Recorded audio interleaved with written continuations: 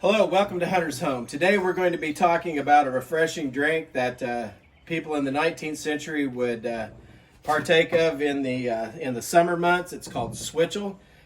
This puts a lot of electrolytes and all of the good stuff that you sweat out of your body back into you so that you can continue to work in the hot sun.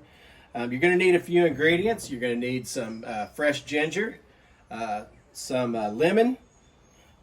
We have some sorghum here, some apple cider vinegar, and a gallon of water. So first of all, what we want to do is that we want to put about a cup and a half of sorghum in there. You can use molasses, or you can use honey as a sweetener, but we have sorghum here, and so we're going to put about a cup and a half of that.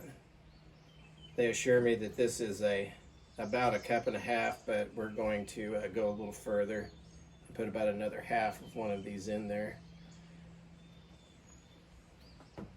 just to make sure. And then we want about a third of a cup of apple cider vinegar.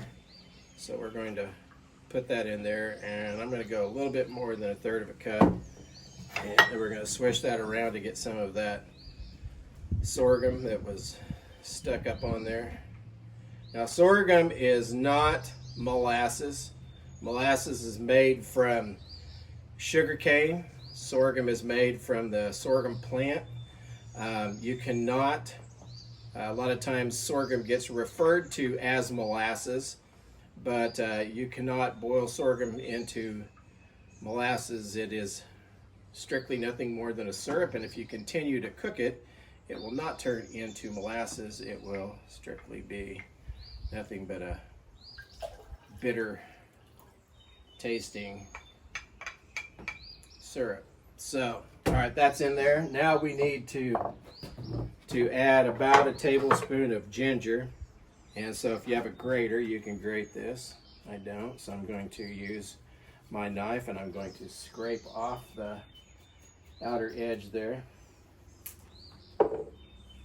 So how am I going to tell whether or not I have a tablespoon of this? Is that is about a teaspoon.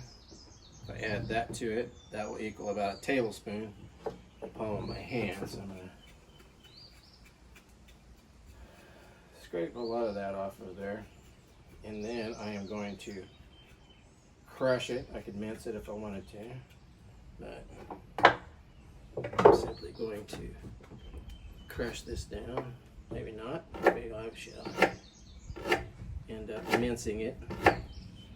It works a lot better if it's grated. The finer it's cut up, the finer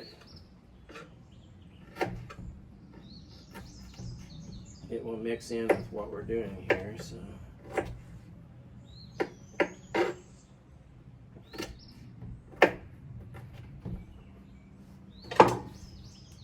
me see. So there, I've got about a tablespoon. So I'm going to drop that in, and then I just want to squeeze a little juice from this lemon. Wow, that was really juicy. So yes, they did have lemons available in the 19th century.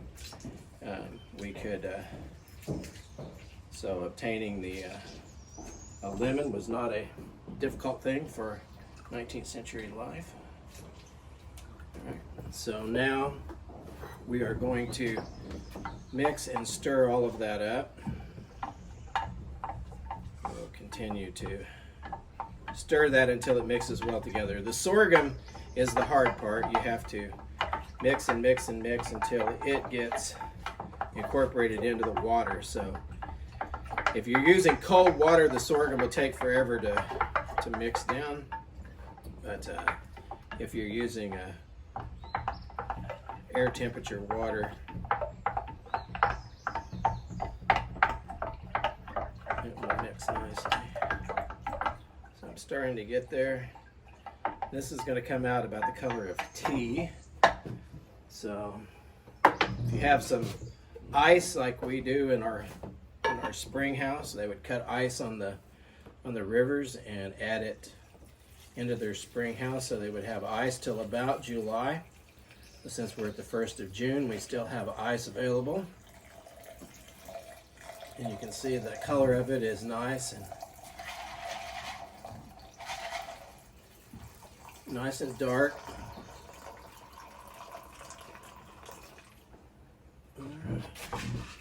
So now kind of let that ice cool that down a little bit. The longer this sets, the better it is for you. The ginger needs to kind of gel with everything in there too. And that gives it a little bit of spice when you drink it, so it kind of goes to the back of your throat. But you can see there that we have a nice color on it. And that's good. So try some Switchel. It's good for you.